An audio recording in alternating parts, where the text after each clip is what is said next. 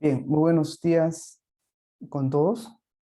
Agradecido pues con el grupo CEFICAP Corporación por la cordial invitación para efectos de tratar el día de hoy un tema que está cobrando, está cobrando relativa importancia y vigencia porque los estudios dogmáticos o doctrinarios en materia procesal están apuntando a seguir consolidando y discutiendo el proyecto de reforma del Código Procesal Civil. Es por eso que el día de hoy quiero compartir con ustedes este tema, que es propiamente el proyecto de reforma del Código Procesal Civil y más concretamente analizar el título preliminar, que como sabemos todos, es el preámbulo de todo texto normativo, es la puerta de entrada, es aquella parte de todo texto normativo que va a regular todos los principios que van a influir en todo el desarrollo, en toda la regulación normativa. En este caso concreto, en toda la regulación de lo que podría ser el Código Procesal Civil. Pero además, este tema es importante porque nos va a permitir avisorar cuáles podrían ser los principales cambios que incluso pueden realizarse en el transcurso de los años, en caso no sea aprobado este proyecto de reforma del Código Procesal Civil, que como sabemos tiene que ser sometido a debate y a discusión por el Congreso de la República. Pero como está la situación, es muy difícil que el Congreso de la República pues, pueda abocarse a discutir un nuevo texto procesal. Pero sin perjuicio de ello, son importantes modificaciones, importantes consideraciones que tenemos que tener en cuenta, porque en un futuro, tal vez no muy lejano, vamos a tener que modificar y vamos a tener que tomar algunas de estas disposiciones que nos presenta este proyecto de reforma. En ese sentido, lo que quiero abordar el día de hoy con ustedes en el transcurso de esta sesión académica son dos ejes temáticos. El primer eje, que es el proyecto de reforma del Código Procesal Civil. Muy brevemente vamos a ver cómo es que se origina, cuáles son las razones, cuáles son los contextos en los cuales se ha desarrollado y se ha implementado la publicación, en este caso el proyecto de reforma del Código Procesal Civil. Y como segundo eje temático, ya vamos a entrar de lleno al título preliminar de este proyecto de reforma del Código Procesal Civil, pero además vamos a compararlo no solamente con el título preliminar del Código Procesal vigente, sino también vamos a ver cómo es que sus principios contenidos van a tener incidencia en toda la regulación que nos plantea este proyecto de reforma del Código Procesal Civil. El proyecto de reforma del Código Procesal Civil. Vean ustedes, este proyecto de reforma del Código Procesal Civil tiene su punto de origen, su punto inicial, la conformación y la designación de un grupo de trabajo para la revisión y mejoras al Código Procesal Civil. Este grupo de trabajo, este grupo inicial de trabajo para la revisión y mejoras del Código Procesal Civil del 93, surge a partir de la resolución ministerial 299-2016 del Ministerio de Justicia. A través de esta resolución ministerial se crea este grupo de trabajo que estuvo presidida por el profesor Giovanni Priori Posada y además contó con la participación de destacados procesalistas. Por ejemplo, tenemos al profesor Renzo Cavani, al profesor Cristian Delgado Suárez, pero además también este grupo de trabajo estuvo conformado por jueces superiores y jueces supremos. Por ejemplo, la doctora Carmen Julia Cabello Matamala, el doctor Martín Hurtado Reyes, el doctor Rolando Martelchan, quienes de alguna manera aportaron la visión más práctica y operativa que debe tener un texto procesal de cara a la solución de los problemas que se presentan en la práctica jurisdiccional. Entonces, en este equipo de trabajo se conformaron no solamente destacados procesalistas que tienen una trayectoria académica profesional muy sólida, son dogmáticos muy buenos, pero también este grupo de trabajo estuvo conformado por jueces superiores y sobre todo jueces supremos quienes aportaron grandemente a toda esta regulación que vamos a venir a conversar más adelante. Luego de 2 años de arduo trabajo, este grupo de trabajo presenta su informe final, digámoslo así, al Ministerio de Justicia y a través de la resolución ministerial 070-2018, publicado en marzo del 2018, se apertura al público, se publica este proyecto de reforma del Código Procesal Civil bajo esa denominación, téngalo muy presente, bajo esa denominación. Proyecto de reforma al Código Procesal Civil. Esta es la portada oficial, digámoslo así, de este proyecto de reforma del Código Procesal Civil. Se publica este proyecto en el año 2018 y se apertura justamente a la comunidad académica para la recepción de comentarios, opiniones, críticas o aportes nuevos que puedan surgir del debate académico.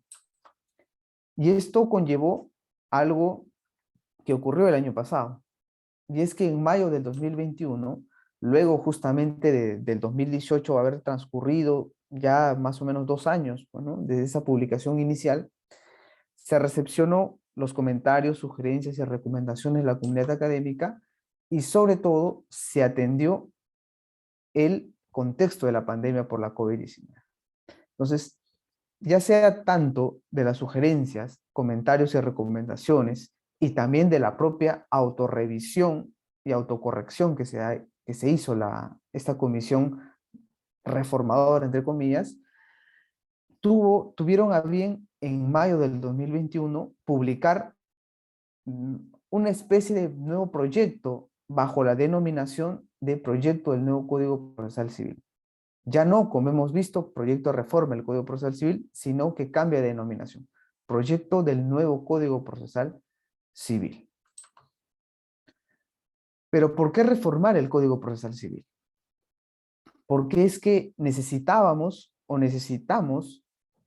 reformar todo un texto procesal que de alguna manera algunos críticos opinan que funciona para el sistema, ¿no? Funciona, no hay mayores problemas, pero las principales razones que nos ha dado esta comisión, sobre todo por la vocería del doctor Giovanni Priori, son las siguientes, de las que yo he destacado principalmente 4.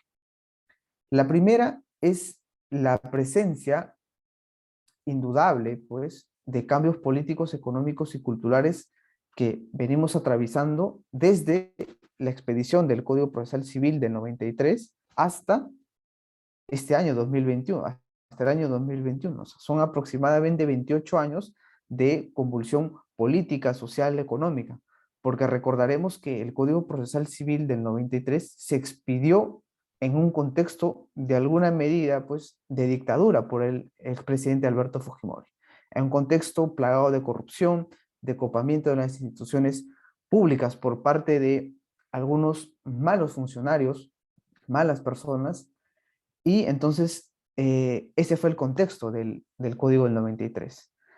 Luego pasamos a un gobierno de transición democrática, 2000, 2006, luego estamos actualmente pues en el contexto de alguna manera incierta, no solamente por la COVID, sino también por algunos contextos políticos y económicos. Pero además, otra razón importante por qué es necesario reformar el Código Procesal Civil es la producción de modificaciones asistemáticas del Código Procesal Civil. Ustedes deben de recordar que en el año 2006-2007 se origina importantes cambios en la estructuración del desarrollo del proceso de conocimiento. Sobre todo, la supresión de audiencias que eran orales por solamente decisiones que el juez debe expedir de forma escrita. Se produjeron modificaciones para acelerar los procesos de ejecución, se eliminaron las audiencias de conciliación, etc. Pero esas modificaciones han sido de alguna manera asistemáticas y han ocasionado la gran carga procesal que tenemos, porque supuestamente esas modificaciones del año 2006, 2007 eran justamente para desconcentrar la carga procesal, era justamente para dotar de mayor celeridad al proceso, cosa que no se ha cumplido.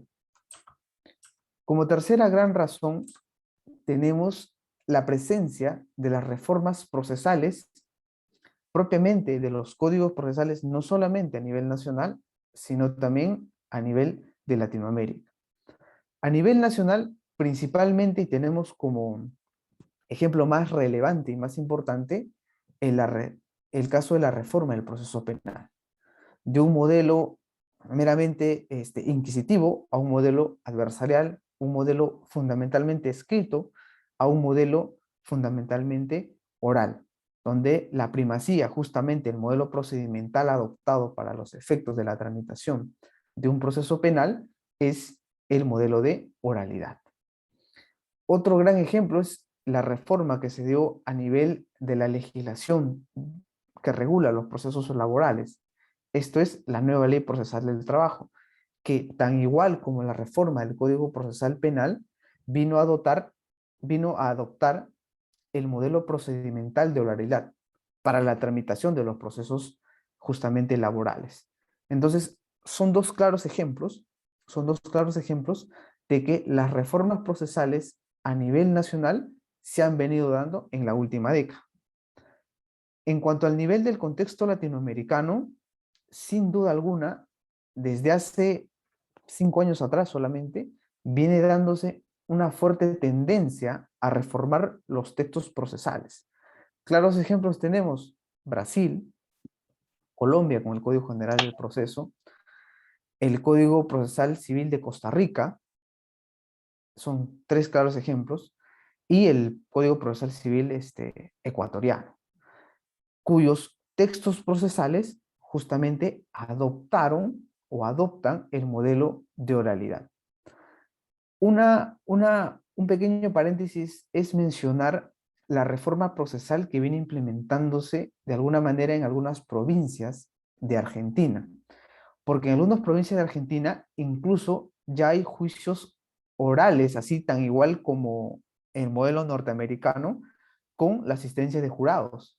O sea, son los jurados quienes deciden las controversias, no solamente penales, sino también incluso, me parece que hay algunos temas comerciales y civiles. Pero la tendencia incluso ya a Latinoamérica no solamente ya es incorporar la oralidad dentro de los procesos civiles y los procesos penales, sino la gran novedad desde hace un par de años atrás es que se viene discutiendo a nivel de Latinoamérica la necesidad o no, la conveniencia o no conveniencia de regular los procesos por jurados.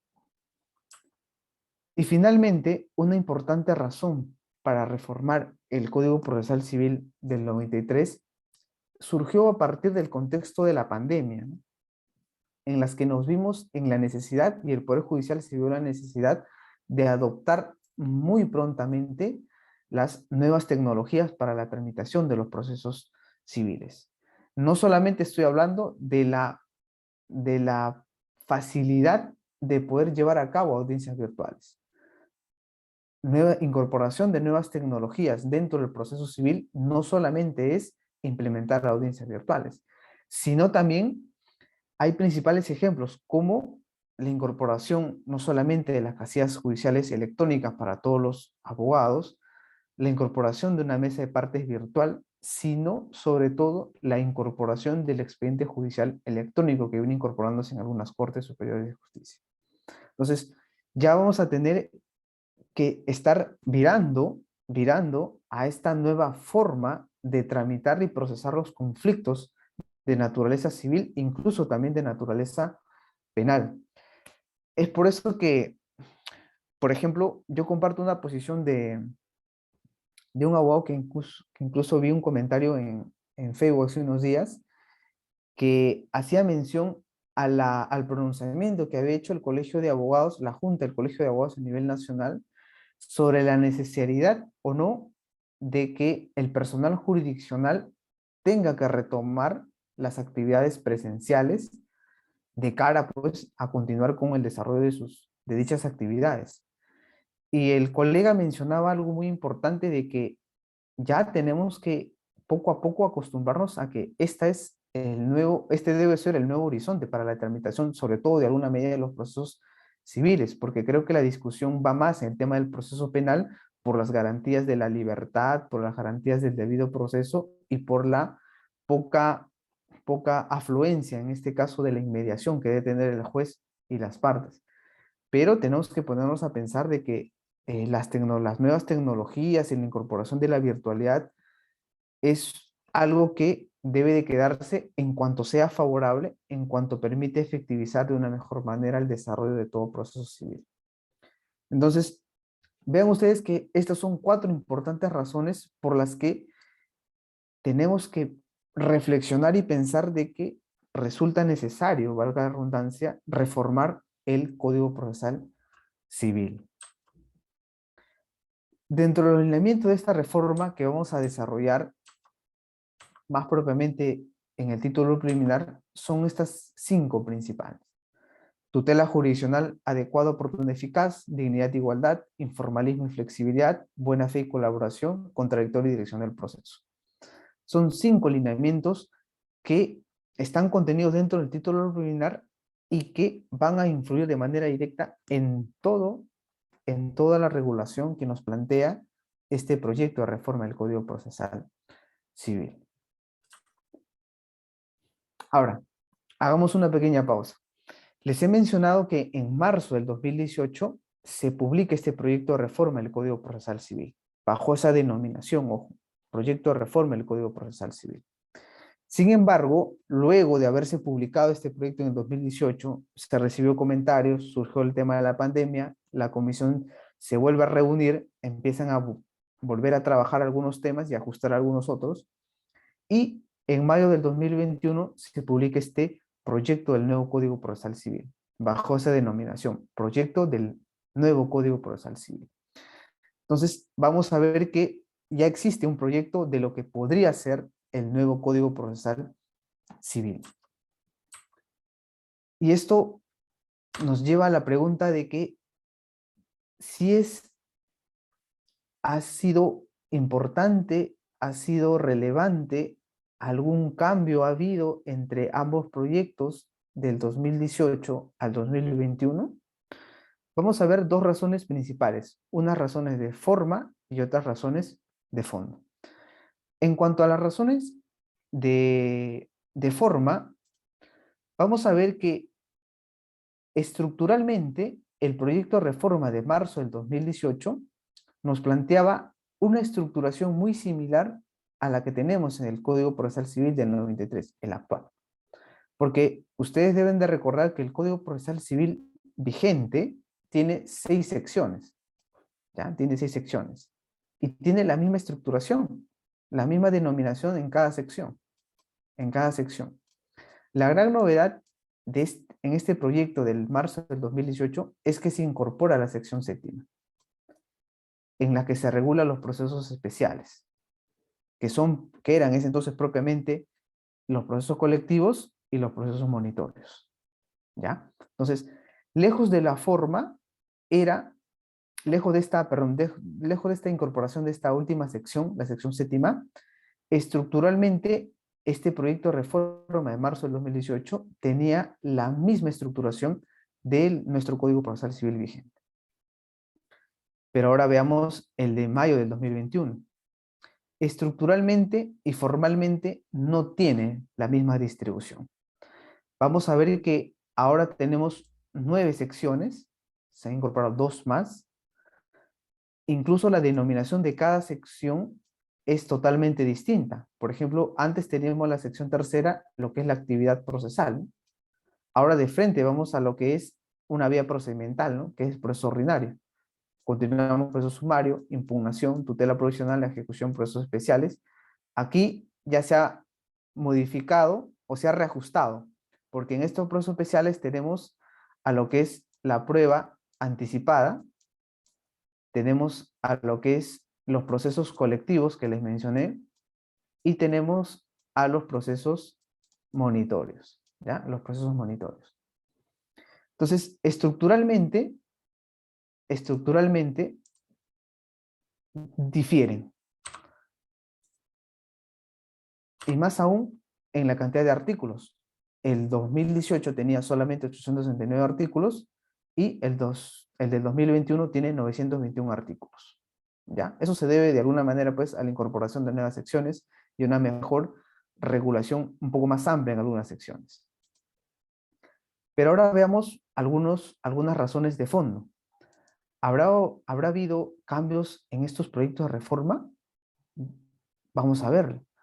El primer gran cambio que se puede advertir entre estos dos proyectos es el siguiente, y es el referido a la exigibilidad de la conciliación extrajudicial.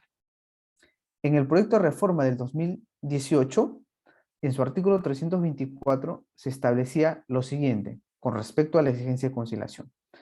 Nos mencionaba que la conciliación extrajudicial previa no era exigible para la interposición y la admisión de la demanda. Y esto era un cambio muy trascendental, porque recordamos que actualmente, bajo las reglas del proceso civil, del Código Procesal Civil del 93 y la Ley de Conciliación Extrajudicial, establecen que para determinadas materias uno tiene que agotar previamente la conciliación extrajudicial. Si no, tu demanda deviene improcedente por falta de interés para obrar. Pero en el proyecto de 2018 decían que no, la conciliación extrajudicial ya no es exigible para la interposición de la emisión de la demanda. Sin embargo, en el proyecto del 2021 se establece un cambio y retornamos a lo que tenemos actualmente. Porque en el artículo 375 se establece que el acta de falta de acuerdo conciliatorio es un requisito de la demanda para aquellas pretensiones que según la ley de la materia, entiéndase ley de conciliación extrajudicial, justamente deben de conciliar extrajudicialmente. Entonces, vean ustedes que en mayo del 2021, bajo este proyecto del nuevo Código Procesal Civil, sí se vuelve a retomar la exigencia de la conciliación previa antes de interponer un recurso, antes de interponer, perdón, una demanda en el Poder Judicial. Otro importante cambio es la regulación de la excepción de falta de interés para obrar, porque nosotros sabemos que actualmente nuestro Código Procesal Civil, el artículo 446, no establece dentro de su catálogo de excepciones la excepción de falta de interés para obrar. La falta de interés para obrar, como ustedes recordarán, está implícita dentro de alguno de los tipos de excepciones que regula el 446. Por ejemplo, la excepción de agotamiento falta de agotamiento de la vía administrativa, que regula implícitamente una falta de interés para obrar, porque mientras que tú no agotes la vía administrativa, tú no tienes interés, no tienes la necesidad impostergable de recurrir ante el Poder Judicial. Sin embargo, no está establecido como una excepción expresa. Pero vean ustedes que en marzo del 2018 sí se regulaba dentro del artículo 446 en su inciso 15, numeral 15, la falta de interés para obrar. Entonces, bajo el original proyecto del 2018, todo demandado sí podía proponer la excepción de falta de interés para obrar. Pero en mayo del 2021, el artículo 141 no establece dentro de su catálogo de excepciones la de falta de interés para obrar. Con lo cual, como ustedes saben, las excepciones procesales es de numeros clausulos, solamente las excepciones que están establecidas en el articulado del Código Procesal son aquellas las únicas que pueden interponerse y pueden formularse. Si no está establecido dentro del código, dentro del catálogo de excepciones, esa excepción no puede interponerse, no puede formularse, devienen improcedente. Entonces, vean ustedes que ha habido dos importantes cambios de fondo entre ambos proyectos, tanto el 2018 como el del 2021. ¿Correcto?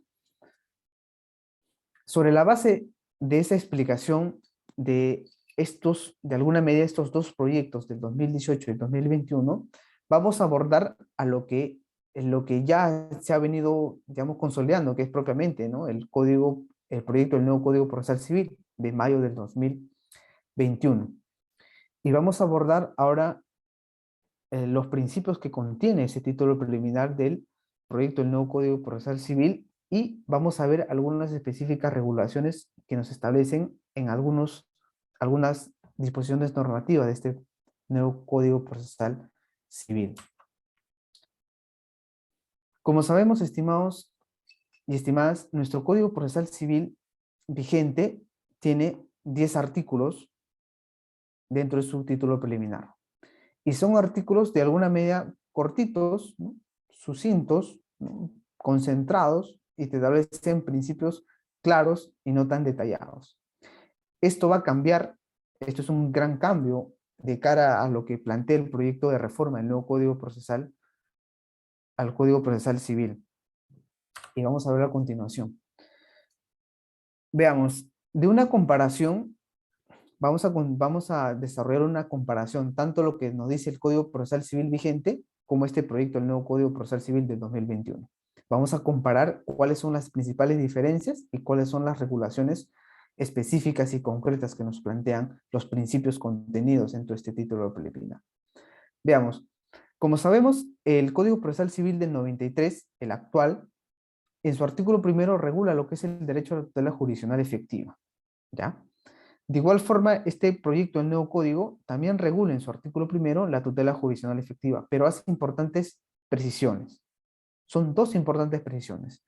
La primera es que suprime la denominación de que toda persona tiene derecho, porque de alguna medida se entendía de que toda persona debe entenderse como solamente persona natural o como persona jurídica.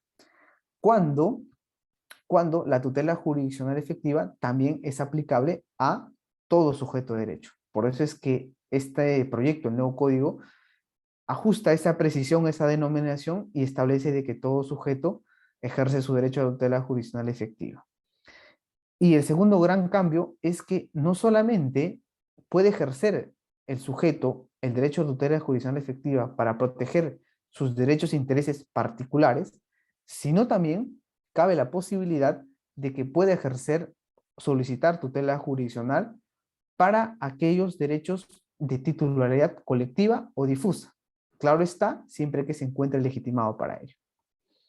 Y este importante cambio que amplía, digámoslo así, el catálogo del derecho a la tutela jurisdiccional efectiva, no solamente para tutelar derechos particulares, sino también colectivos y sobre todo difusos, es que si uno revisa el título 2 a partir del artículo 797, este nuevo código, de este proyecto, el nuevo código, en adelante, vamos a ver que regula específicamente lo que ya les había mencionado, los procesos colectivos. Los procesos colectivos les he dicho que forman parte del catálogo de lo que se denomina procesos especiales. Ojo. Entre los procesos colectivos, vean ustedes que ya no solamente va a estar regulado como establece nuestro Código Procesal Civil en su artículo 82, patrocinio, intereses difusos, sino que vamos a tener todo un título y alrededor de 10 artículos que van a regular todo lo referido a la protección de los derechos, sobre todo de intereses difusos. Y como sabemos, aquellos derechos de intereses difusos son aquellos cuya titularidad le corresponde a un conjunto de personas indeterminadas y vinculadas por circunstancias de hechos contingentes. Claros ejemplos son el tema de la protección del medio ambiente. ¿Ya? La protección del medio ambiente. Son derechos que corresponden a un conjunto indeterminado de personas. El derecho al ambiente sano, equilibrado, no solamente me corresponde a mí, sino también le corresponde a cualquier ciudadano que está, por ejemplo, viviendo en Tumbes, en Ica, en Pasco, a cualquier persona. Entonces, es por eso que la comisión plantea muy acertadamente la regulación concreta de los procesos colectivos para la protección justamente de intereses difusos. Y, por ejemplo, establece lo que son la legitimación, lo que les mencionaba, ¿no? Todo sujeto tiene derecho a proteger no solamente intereses particulares, sino también de tu naturaleza colectiva y difusa, siempre que se encuentre legitimado. Y aquí el 799 establece todo el catálogo de las personas legitimadas o los sujetos legitimados para interponer un proceso colectivo. Ya, un proceso colectivo. Pero además, vean ustedes que existe otro importante ejemplo de influencia de este principio del derecho a la tutela jurisdiccional efectiva, y es el tema de la regulación del proceso monitorio, porque se amplía el catálogo de protección de derechos y se amplía y se flexibiliza las formas y las formalidades procesales en aras de garantizar justamente el derecho a la tutela jurisdiccional efectiva, que estamos comentando en este artículo primero. En este título se regula lo que es el proceso monitorio, ¿ya? Y el proceso monitorio se subdivide en dos subtipos de procesos. El proceso monitorio para dar suma de dinero y el proceso monitorio especial, o también llamado proceso para restitución de bienes. En el proceso monitorio para sumas de dinero, donde justamente estos procesos, este tipo de proceso, surge para que las personas puedan cobrar a otras, a sus deudores, sumas dinerarias hasta el monto de 200 URPs. Siempre que el documento en donde se contiene la obligación, la deuda, no constituye un título ejecutivo. ¿Ya? No constituye un título ejecutivo. Porque si estamos frente a un título ejecutivo, nosotros sabemos que se va a un proceso de ejecución de títulos ejecutivos. Pero en caso tu deuda no esté dentro de un título ejecutivo, por ejemplo, una letra de cambio, una escritura pública, un pagaré, un cheque, etcétera, si no está contenido dentro de un título ejecutivo, tú puedes accionar interponiendo un proceso monitorio para dar suma de dinero, siempre que no exceda las 200 URPs. Pero la gran novedad viene acá, de cara a la adecuada observancia del derecho de tutela jurisdiccional efectiva. Y es que la demanda en este tipo de procesos de obligación de dar suma de dinero, proceso monitorio, puede presentarse en un formato preaprobado por el Consejo Ejecutivo del Poder Judicial sin la necesidad de firma de abogado. Vean ustedes, sin la necesidad de firma de abogado. Tan igual como tenemos en los formatos, por ejemplo, para interponer procesos de alimentos. En los procesos de alimentos ya existen formatos aprobados por el Consejo Ejecutivo donde solamente las personas llenan el formulario, como un formulario, anexan sus documentos y lo presentan, sin firma de abogado. Entonces, este proyecto del nuevo Código Procesal Civil lo que nos plantea es, para este tipo de situaciones, que las partes, toda persona, puedan presentar su demanda para cobrar una deuda en un formulario que está establecido por el Poder Judicial, incluso sin la necesidad de firma de abogado. No se va a necesitar abogado para eso, porque justamente bajo este principio, el derecho de la tutela jurisdiccional efectiva, toda persona tiene el derecho de acceso a la justicia. En este caso, tenga o no tenga abogado. Lo importante novedad también de este proceso monitorio es que justamente establece un procedimiento muy corto, porque te admiten la demanda, corren traslado, 10 días tiene la otra parte para contestarlo, para formular una oposición. Vencido o no el plazo, el juez emite decisión y pasa a la ejecución. Incluso la apelación es sin efecto suspensivo, ¿ya? Sin efecto suspensivo y no se puede formular reconvención, ¿ya? No se puede formular reconvención. De similar manera, vean ustedes, tenemos el segundo proceso, subproceso especial monitorio, que es la de restitución de bienes. Proceso monitorio especial. Este proceso monitorio especial surge para aquellos casos en los que uno quiere que se le restituya la posesión de bienes. Claros ejemplos es el tema de los contratos de arrendamiento cuyo plazo ha vencido y la otra parte no quiere devolverte el bien. Pero la precisión para este tipo de procesos es que si surge la obligación dentro de un documento de restitución de la posesión, este documento debe ser de fecha cierta, pero no debe construir ningún título ejecutivo, ¿ya?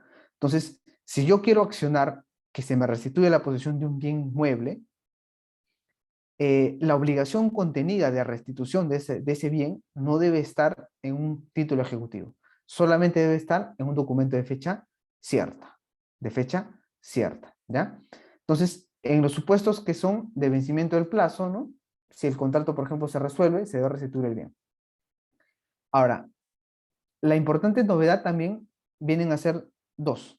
La primera es que el recurso de apelación, tan igual como el recurso de apelación para los procesos monitorios de dar suma de dinero, se concede sin efecto suspensivo.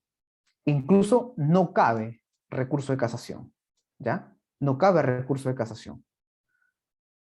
Y además, de cara a lo que venimos comentando sobre la tutela jurisdiccional efectiva, es que para este tipo de procesos de restitución de la posesión de bienes inmuebles, se ha establecido que puede ser realizado a través de un formato preaprobado por el Consejo Ejecutivo del Poder Judicial, perdón, sin la necesidad de firma de abogado, ¿ya? Entonces, Si tú quieres interponer un proceso monitorio especial para que se restituya tu posesión de tu bien inmueble, puedes presentar tu formulario y no necesitas abogado. Además, y finalmente, una importante novedad para este tipo de procesos es que una vez que se emite la decisión, ¿no? La sentencia, porque le corren traslado 10 días, con la oposición o no, se emite la decisión final. La decisión final, la sentencia solamente puede ser apelada y se le concede sin efecto suspensivo. E incluso se puede dar la ejecución provisional. Esto es que mientras esté tramitándose el recurso de apelación, se puede ejecutar ya provisionalmente la decisión. Esto es que te entreguen la posesión. Y si el demandado apeló, bueno, que apele y que se sigue su procedimiento, pero a mí ya me restituyeron ya mi posesión, ¿ya? Entonces, vean ustedes que esos son dos importantes cambios de cara a lo que está establecido en el artículo primero de este proyecto del nuevo Código Procesal Civil. La protección del derecho al acceso a la justicia, ¿no? El pleno ejercicio del derecho a la tutela jurisdiccional efectiva. Y las muestras son que se regula de una mejor manera los procesos colectivos y sobre todo para efectos de estos procesos especiales, procesos monitorios, se permite la posibilidad de que puedan interponerse y formularse sin la necesidad de la firma de un abogado, ¿ya? El artículo segundo del texto vigente regula lo que es los principios de dirección e impulso del proceso. Esto es que el juez está a cargo de la dirección del proceso y también del impulso del proceso. Esto no ha cambiado de alguna medida, solamente el orden, porque en el proyecto del nuevo código está en el artículo quinto, ya no está en el artículo segundo. Y lo que nos precisa este nuevo proyecto es que la dirección del proceso debe darse también, sobre todo, respetando los derechos fundamentales procesales de las partes. Y además de que en ese impulso del proceso, cuya obligación le corresponde al juez, debe de evitar cualquier dilación que se produzca por él mismo, o por sus auxiliares, o por las partes, o cualquier sujeto procesal.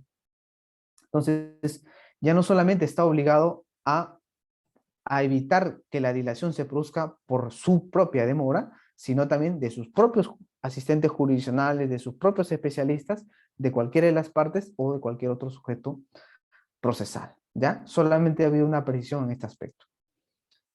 En cuanto a los fines del proceso, no ha cambiado el orden, se mantiene en el mismo artículo 3, pero la precisión aquí en el proyecto del nuevo código es la siguiente, y es que se regula las características de la tutela jurisdiccional efectiva, que debe ser adecuada, oportuna y eficaz para la protección de los derechos e intereses no solamente individuales, sino también, les mencionaba, de naturaleza colectiva o difusa, ¿ya? Entonces, vean ustedes que la finalidad del proceso cambia, porque en el texto vigente nosotros entendemos por nuestros estudios de derecho procesal de que la finalidad concreta de todo proceso es que se debe solucionar el conflicto de intereses o dilucidar la incertidumbre jurídica, y el fin abstracto es lograr la paz en justicia social. No, este esquema del nuevo proyecto lo que nos plantea es que la final del proceso es brindar tutela jurisdiccional bajo sus tres características: adecuada, oportuna y eficaz. No solamente para proteger derechos individuales, particulares, sino también colectivos y difusos. Además, se precisa que el juez da prevalencia a la satisfacción de los derechos materiales y respeto a los derechos fundamentales. La finalidad del proceso, de alguna medida también, y la funcionalidad del proceso deben de recordar que es la protección de derechos materiales. Y eso a veces se nos va de las manos. No entendemos que todo proceso surge a partir de la falta de armonización y solución de un conflicto que ha ocurrido en los hechos, en la realidad. Son derechos materiales los que se protegen dentro de un proceso judicial. No son independientes. El proceso judicial surge como una respuesta para afrontar un problema de orden material. Problemas que están regulados y que están contenidos en el Código Civil. Y eso a veces se pierde de vista porque uno da primacía a las formalidades. Por eso es que en este proyecto lo que se precisa es justamente que esta prevalencia a la satisfacción de los derechos materiales debe de implicar que se impida cualquier formalidad que evite la realización efectiva de los derechos materiales. ¿Ya? En cuanto a los principios de iniciativa de parte y de conducta procesal, aquí siguen en el mismo orden, pero se ha dado las siguientes precisiones. Una que es propiamente ya se mención expresa a los derechos de titularidad colectiva y difusa, que hemos visto que están regulados a partir del artículo 797 en adelante. Y además se precisa que el tema del principio de congruencia, ¿no? Que el juez no puede ir más allá del petitorio y fundar su decisión en hechos diversos de los que han sido alegados. Incluso en un artículo un poco más adelante se precisa de que cuando el juez realiza este tipo de situación de observancia del principio de congruencia, incluso debe promover el contradictorio entre las partes. ¿Ya? Entonces, solamente respecto a estos principios de iniciativa de parte, congruencia y buena fe, ha habido una mayor precisión respecto a la tutela colectiva y respecto al tema de la congruencia procesal. ¿Ya? En el tema de inmediación, sí ha cambiado el orden. El texto vigente que tenemos está en el artículo 5º, en el proyecto del nuevo código está en el artículo 6º. Y aquí no ha habido mayor precisión, salvo el tema de la realización de las audiencias virtuales. Porque recordaremos que bajo los principios de inmediación, lo que se establece es que el juez debe estar justamente en contacto, no solamente con las partes, sino también con los medios probatorios, y que toda la actividad procesal tenga que realizarse en presencia del juez. En el contexto de la pandemia, hemos visto que esto es totalmente, se ha ampliado la interpretación de este principio de inmediación. Y es por eso que la comisión ha tenido a bien a establecer de que las audiencias y la actuación de los medios probatorios, si bien se realizan ante el juez, estos pueden realizarse también por medios virtuales, ¿ya? Con esto, de alguna manera, se facilita que las audiencias puedan realizarse de forma virtual, porque recordaremos que cuando surge el tema del contexto de la pandemia de la COVID-19 en el año 2020, no encontramos propiamente un artículo del Código Procesal vigente que nos establecía de forma expresa la posibilidad de realización de audiencias virtuales. No estaba previsto en el texto vigente. Por eso es que en este proyecto del nuevo código, bajo esa noción de afrontar nuevos escenarios de contextos sanitarios y adoptar las nuevas tecnologías, es que se posibilita ya desde el título preliminar de que las audiencias puedan realizarse por medios virtuales. ¿Ya? Otro importante cambio, y el que me parece incluso más trascendental del derecho de tutela jurisdiccional efectiva, es que en el proyecto del nuevo código se establece como principio el tema de la dignidad y la igualdad en el servicio de la justicia. Que esto es de alguna manera lo que nosotros conocíamos como el principio de socialización del proceso, que está en el artículo 6º. Y en el texto vigente que nosotros tenemos, se establecía principalmente el tema de la desigualdad, ¿no? Que el juez tiene que dar igualdad para todos. Sin embargo, en este proyecto del nuevo Código Procesal Civil, lo que se establece es una mejor regulación. Y es que se precisa de que en toda actuación en la que participen jueces, asistentes, especialistas, abogados, demandantes, demandados, tienen que actuarse con sensibilidad en función a la situación concreta. Repito, tienen que actuar con sensibilidad. Y además se precisa que en el desempeño de funciones, el juez, los asistentes jurisdiccionales y demás personas tienen que realizar sus funciones con la observancia de la pertinencia cultural, adaptando la prestación del servicio a las características geográficas, ambientales, socioeconómicas, lingüísticas y culturales de las personas. En pocas palabras, el sistema de justicia tiene que responder a las necesidades concretas que se surge en determinado ambiente geográfico, cultural, económico, ambiental. No es que las partes nos tengamos que someter a las formas, a la manera de administración de justicia del Poder Judicial. No, el Poder Judicial, el Servicio de Justicia tiene que adaptarse. Si es que, por ejemplo, mi zona, la zona en la que estamos es predominantemente de población quechua hablante, las personas que trabajan dentro del Servicio de Administración de Justicia, jueces y personal administrativo jurisdiccional, tienen que manejar ese idioma. Tienen que responder a la particular condición cultural, educativa de esas personas. Y responder su, digámoslo así, su derecho al acceso a la justicia. Porque recordarán ustedes que tanto las condiciones geográficas, ambientales y socioeconómicas son barreras del acceso a la justicia.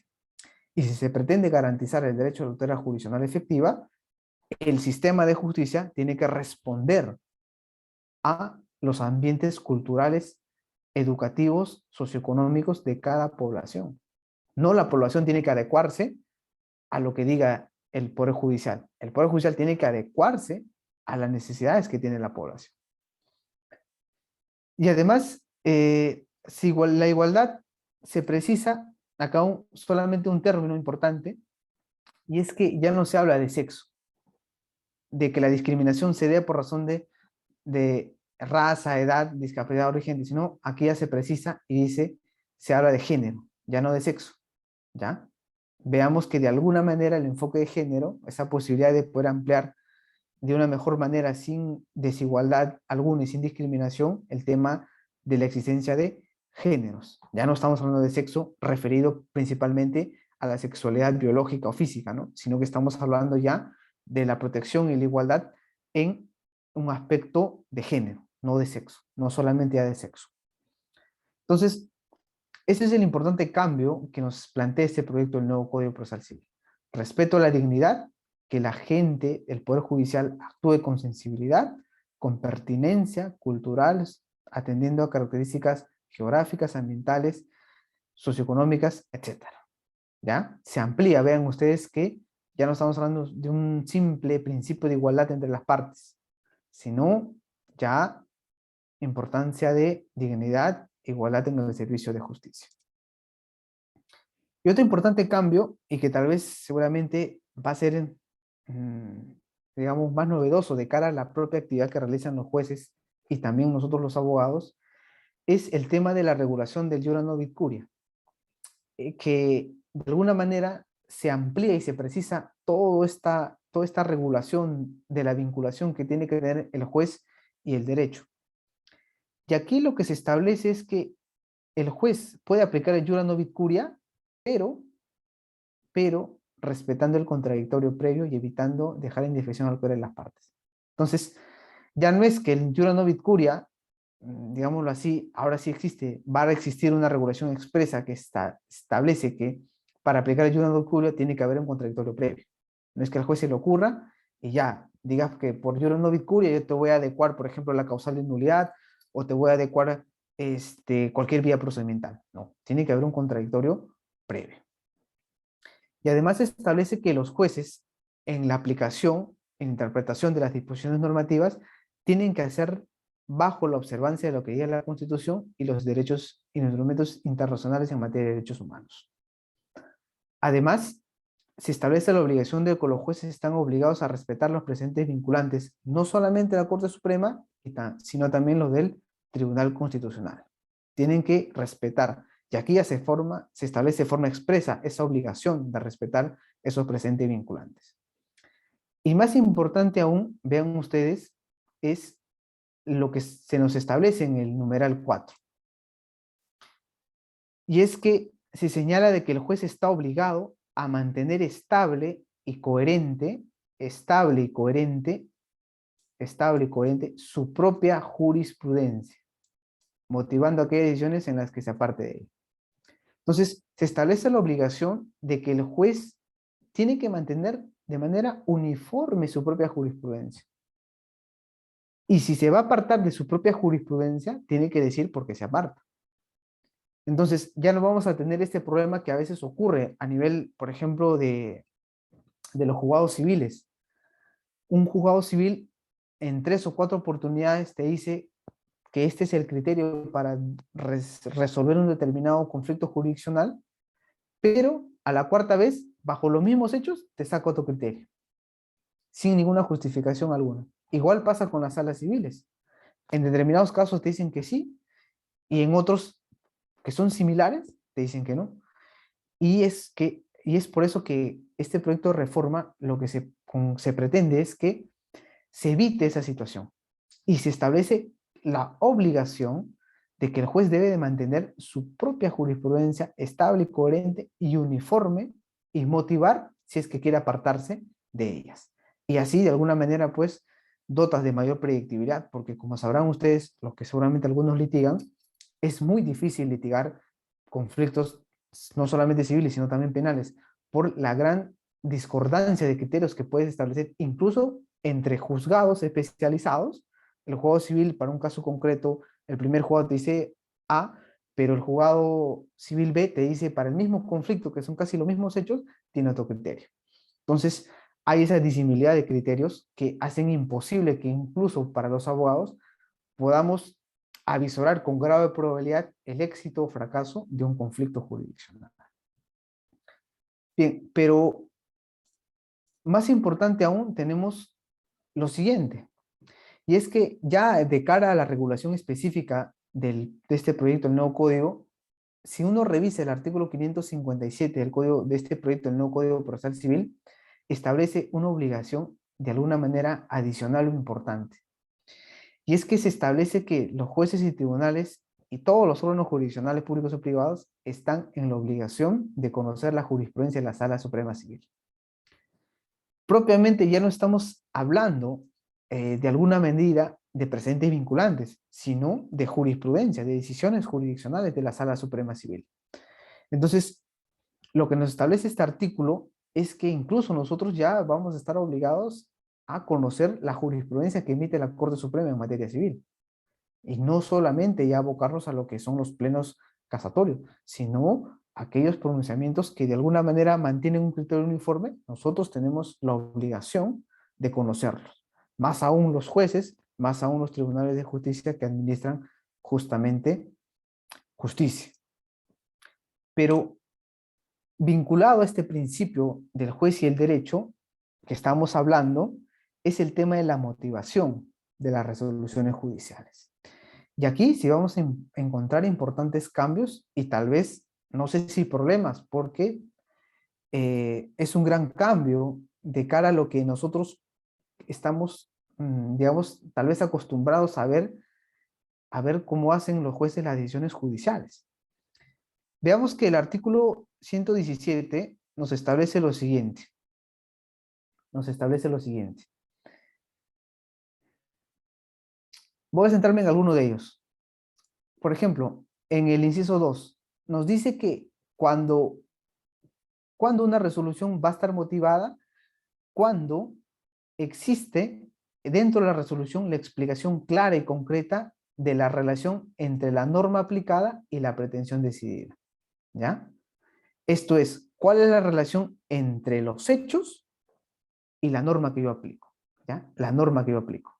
Ojo, estamos hablando de norma aplicada, no estoy hablando de disposición normativa, porque nosotros sabemos que la norma es producto de la interpretación de una disposición normativa, ¿ya? Ustedes, imagino que ya saben la diferencia entre disposición normativa y norma, ¿no? Entre texto normativo y norma, son cosas totalmente distintas. Por eso es que el proyecto de reforma lo que nos dice que tenemos que establecer la relación entre la norma, aquel resultado de la interpretación de la disposición normativa, con la pretensión que está siendo decidida. Y evitar la indicación, reproducción o paráfrasis de la disposición. Lo que ocurre en toda decisión judicial. Si uno revisa cualquier decisión judicial actualmente, va a encontrar que ponen, según el artículo tal, dice tal cosa. Textualmente te ponen el artículo. Según el artículo 219, la causal de nulidad son A, B, C, y te subrayan la causal que están aplicando, ¿no? Objeto jurídicamente imposible. O te parafrasean la disposición normativa.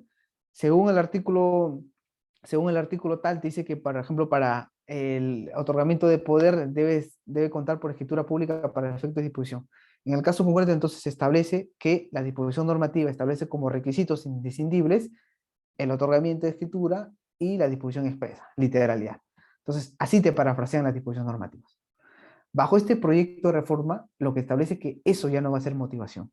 Si quieres motivar, tienes que ver relación entre norma y la pretensión y no parafrasear no citar expresamente, no hacer copia y pega de lo que te dice el artículo. Además, importante cambio tenemos en el inciso 3, que establece que uno tiene que explicar, el juez tiene que explicar por qué el argumento interpretativo o la técnica de integración jurídica es la más adecuada al caso concreto.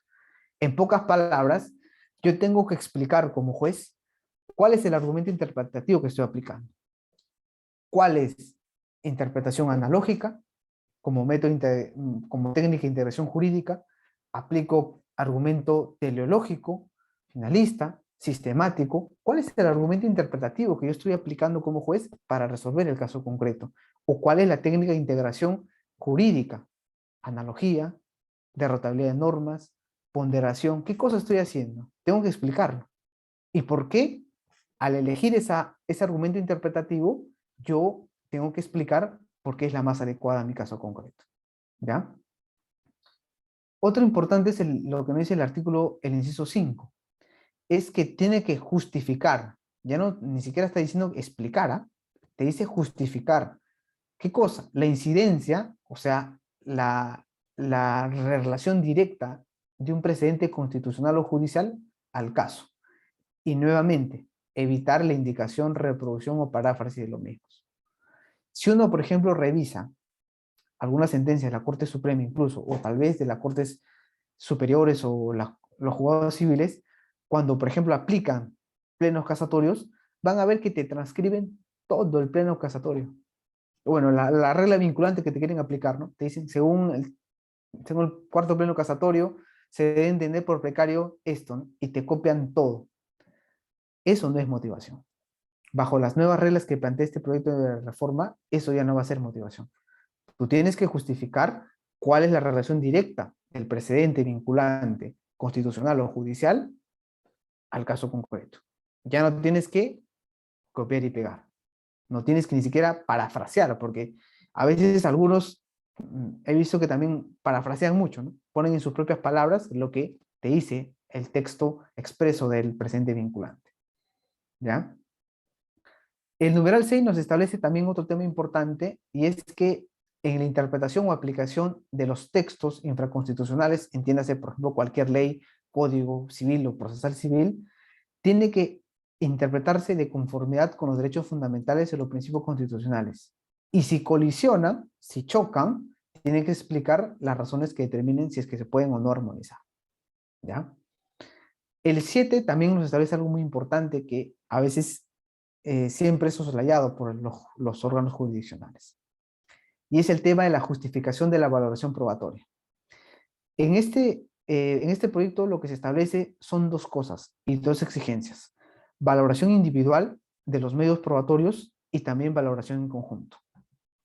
Porque también si uno revisa algunas sentencias de naturaleza civil, los jueces muchas veces te establecen en una parte final de la sentencia, te dicen, si bien es cierto, existen otros medios probatorios, ellos no enervan la decisión que ha sido tomado en la decisión judicial. Entonces, en pocas palabras te dicen, no importa, yo no voy a entrar a valorar todos tus medios probatorios, porque incluso valorando esos medios probatorios no me van a hacer cambiar de decisión, porque ya hice una valoración conjunta y con eso de alguna manera me basta.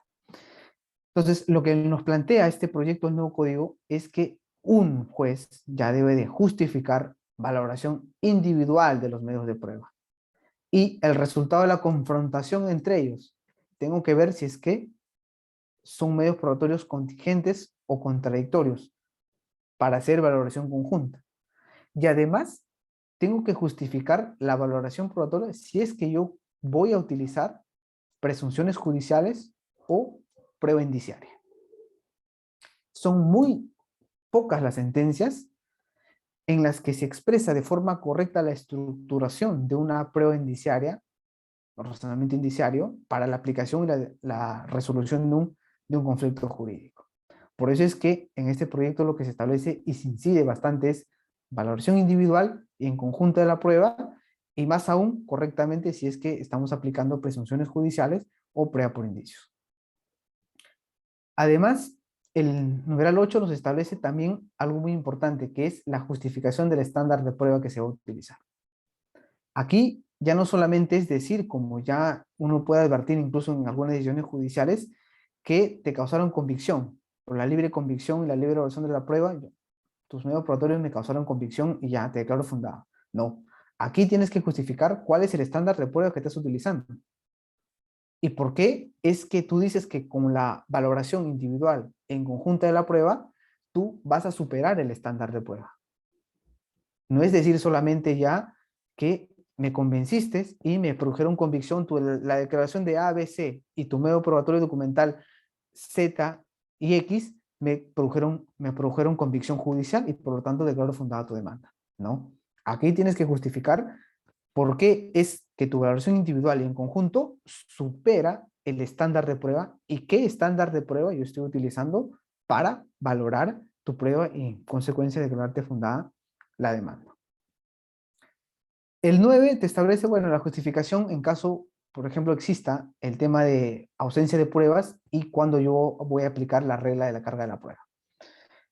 Y además se finaliza este artículo estableciendo que la motivación de la decisión debe ser concisa y evitar, sobre todo evitar que existan considerandos dentro de la resolución judicial que se limiten a transcribir definiciones conceptuales, fragmentos de jurisprudencia y doctrina. Porque si ustedes revisan sentencias judiciales, no solamente a nivel de juzgados civiles, sino también de juzgados de salas superiores y también de Corte Suprema, en su mayoría, 60-70%, son fragmentos de jurisprudencias y son fragmentos de doctrina. Te establecen, según Aníbal Torres, el acto jurídico es tal cosa.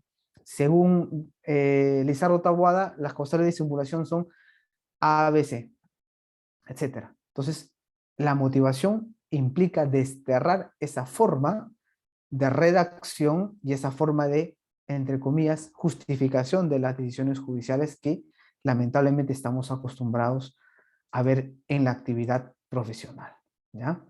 Entonces, esos son importantes cambios de cara a la vinculación del principio de juez y derecho. No solamente hemos visto que el principio de jure non vicuria debe aplicarse con previo contradictorio, sino también que en la interpretación y aplicación que el juez haga del derecho, tiene que tener muy en cuenta adecuada vinculación y relación de las normas y sobre todo conocimiento de la jurisprudencia vinculante y de su propia jurisprudencia. ¿Ya? Otro importante cambio es el tema de la regulación del principio de contradicción. Aquí ya de forma expresa se regula en el título preliminar el principio del contradictorio. Y se establece que el juez tiene que promover este contradictorio para cualquier decisión procesal. ¿Ya? Debe escuchar siempre a la otra parte antes de decir cualquier decisión procesal. Incluso, por ejemplo, vean ustedes en el numeral 3, establece que el juez puede fijar audiencias virtuales o presenciales o convocar a los abogados a entrevistas con el juez o por escrito, por cualquier otro medio, para verificar justamente la debida observancia y el cumplimiento del contradictorio. ¿Ya? Y aquí vamos a ver ya en regulaciones concretas este principio de contradicción. Si uno revisa el 184 de este proyecto, el nuevo Código Procesal Civil, va a encontrar que el juez, para declarar la nulidad de actos procesales, tiene que realizar el contradictorio previo. Porque expresamente el 184 te dice que en ningún caso el juez puede declarar la nulidad de un acto procesal sin que se haya promovido el contradictorio previo. ¿Ya? Sin que se haya promovido el contradictorio previo. E incluso cuando uno revisa también el 263 que regula la audiencia preliminar en este proyecto del nuevo Código Procesal Civil, va a verificar que el juez en el desarrollo de la audiencia preliminar debe de velar siempre por el contradictorio oral entre las partes. ¿Ya? Contradictorio oral entre las partes. Además, por ejemplo, si uno revisa la regulación de las pruebas de oficio en el artículo 268, de alguna manera, vean ustedes que incluso existe un contradictorio duplicado, porque en un primer momento te establece que el juez debe informar a las partes si es que quiere aplicar prueba de oficio y le da un plazo de 10 días. Luego, incluso de haber incorporado prueba de oficio, el juez puede otorgar a las partes un plazo también adicional de 10 días para ejercer su derecho de defensa una vez ya incorporado.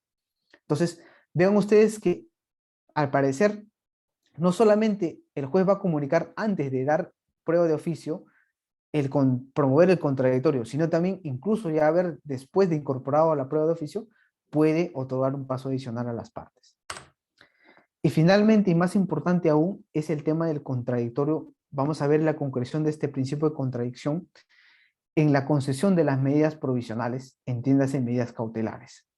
Porque, como sabemos nosotros, la regla general que nos han enseñado en pregrado y la que está en nuestro texto procesal del Código Procesal Civil del 93, es que el juez debe resolver las medidas cautelares sin el contradictorio previo, haciendo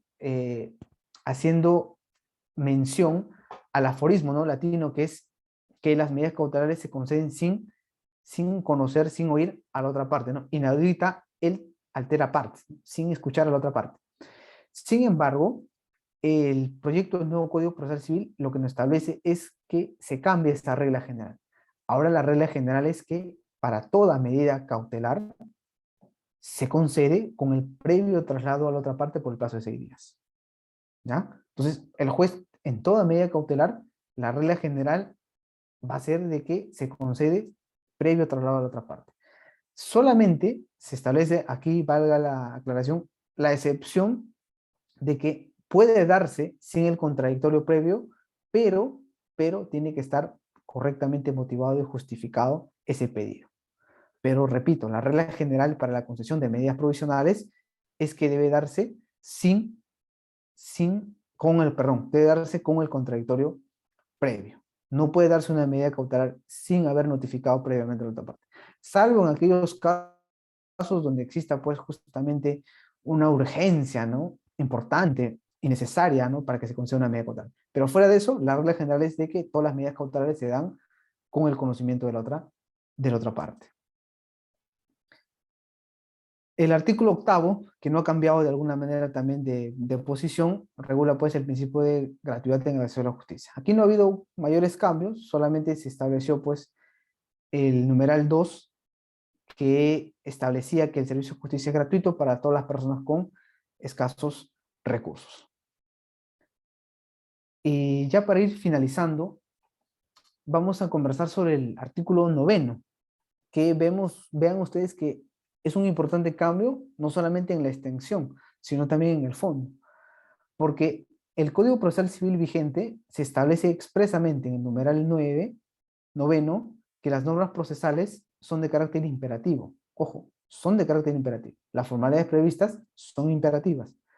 Pero en el proyecto del 2021, lo que se ha buscado es incorporar el principio de informalismo, de flexibilidad procesal y de adecuación procesal, porque ninguna formalidad en este código es de carácter imperativo, ¿ya?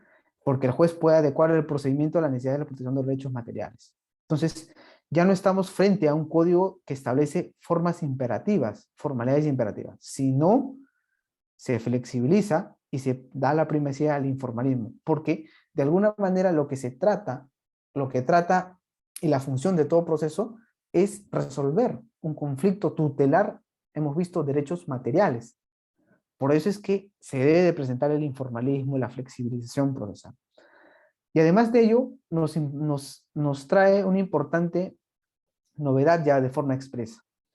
Es la incorporación y la regulación expresa de los acuerdos procesales o también llamados convenciones procesales.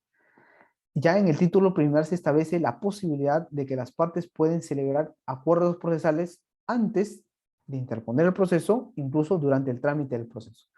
Pero estos acuerdos obviamente deben ser aprobados, deben ser verificados por el órgano jurisdiccional, ¿no?, por el juez. Además, otra importante novedad es que el juez está obligado a darle trámite a los actos procesales a pesar de que incluso adolezca de un defecto formal, ¿ya?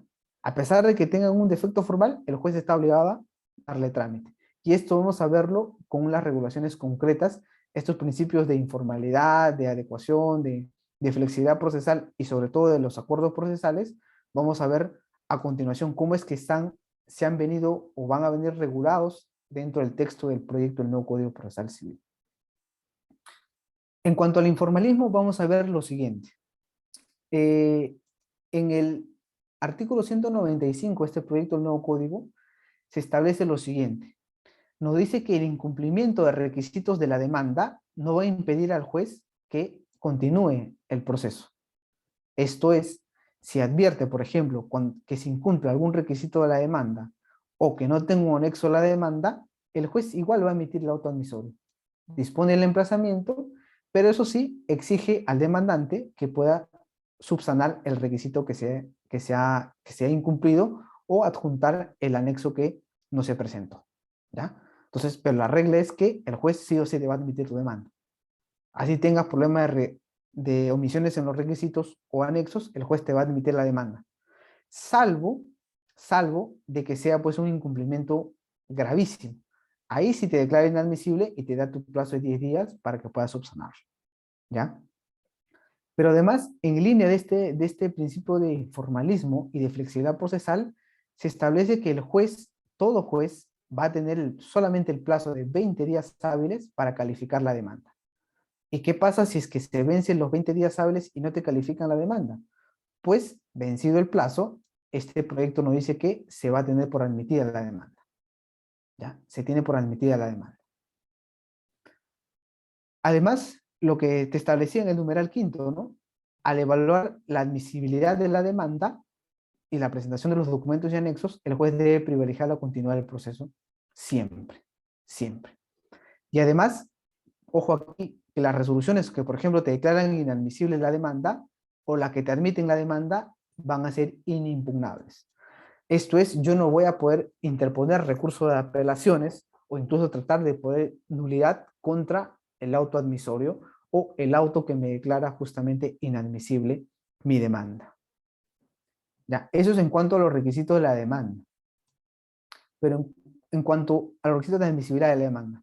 Pero en cuanto a la improcedencia, vean ustedes que el 196 también nos trae importantes novedades porque se establece que el juez solamente va a poder declarar la improcedencia de la demanda en la audiencia preliminar. Esto es, solamente el juez en la audiencia preliminar va a poder verificar cualquiera de estas causales, de estas 6 causales. Solamente en la audiencia preliminar. ¿Ya? Y además solamente declara improcedente la demanda si ha escuchado previamente a la otra parte. ¿Ya?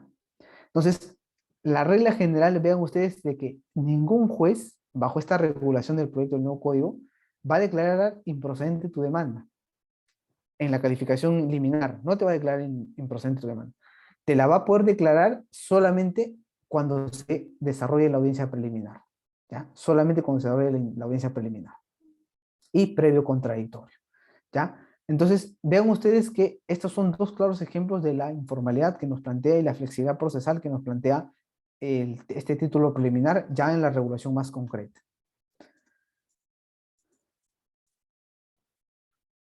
Seguimos con algunos otros ejemplos.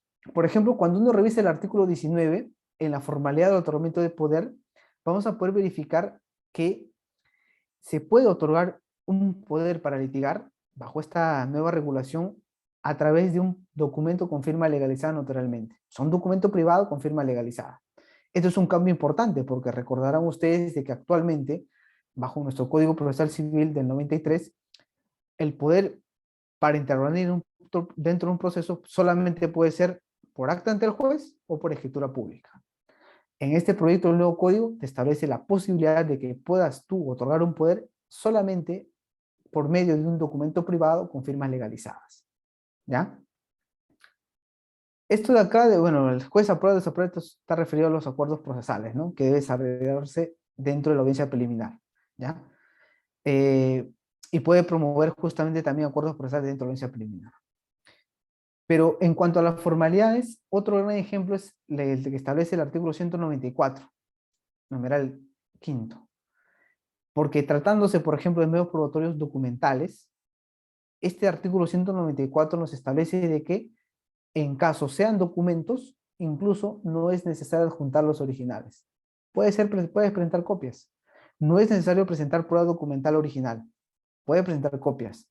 Salvo la única excepción de que tú estés obligado a presentar pruebas medios probatorios documentales originales es siempre que la autenticidad haya sido cuestionada por una de las partes, ¿ya?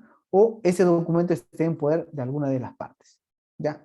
Solamente en esos casos uno va a obtener, digamos, va a estar obligado expresamente a poder presentar prueba documental original.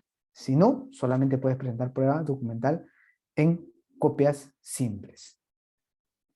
Además, otro importante cambio es el tema de los efectos del sanamiento procesal, porque establece que una vez que el juez emite el sanamiento procesal, ya precluye toda petición referida a ella. Entonces, ya no puede el juez, posterior a la audiencia preliminar, donde ha saneado el proceso, declarar la improcedencia a la demanda por cuestiones procesales que justamente debieron de ser discutidas en el saneamiento procesal. En pocas palabras, una vez que te sanean tu proceso, una vez que te declaran la relación jurídicamente procesal, una relación jurídica procesal válida, ya el juez no va a tener ninguna otra oportunidad para poder declarar improcedente tu demanda por algún defecto en el presupuesto procesal o condición de la acción. ¿Ya? La regla es que todo eso debe hacerlo en la audiencia preliminar, en el saneamiento. Después de eso, el juez ya no va a poder declarar improcedente tu demanda por estos problemas en la ausencia o cuestionamientos a los presupuestos procesales. ¿Ya? Y en cuanto a los acuerdos procesales, a veces es un tema muy desconocido entre nosotros, el tema de los acuerdos procesales. A pesar de que nuestro texto procesal del 93 también contiene algunos visos de regulación de acuerdos procesales. Por ejemplo, si uno revisa el artículo 25 del Código Procesal Civil vigente, establece lo que es la prórroga convencional de la competencia. Esto es, las partes pueden convenir someterse a la competencia de un juez absolutamente distinto, ¿ya?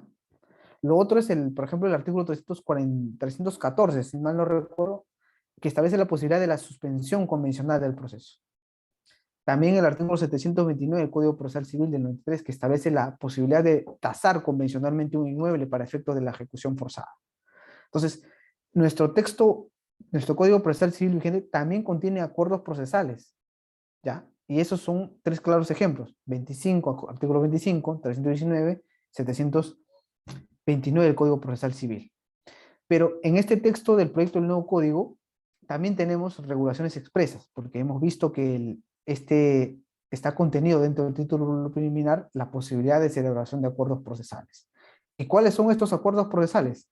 He identificado todos estos acuerdos procesales que pueden desarrollarse bajo esta nueva normatividad del proyecto del nuevo Código Procesal Civil.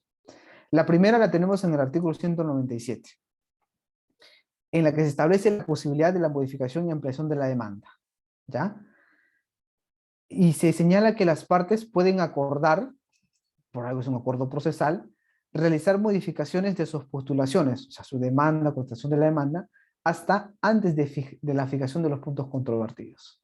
Entonces, yo demandante y el demandado podemos acordar de que podamos presentar modificaciones de nuestra demanda y contestación de la demanda hasta antes de que se fijen los puntos controvertidos en la audiencia preliminar, ¿ya? Entonces, vemos que ya no solamente es la regla de que el artículo tal me dice que puedo modificar y ampliar la demanda, sino que yo demandante y el demandado, podemos acordar algún cronograma de modificación de nuestras postulaciones, demanda o contestación, hasta antes de la fijación de puntos controvertidos.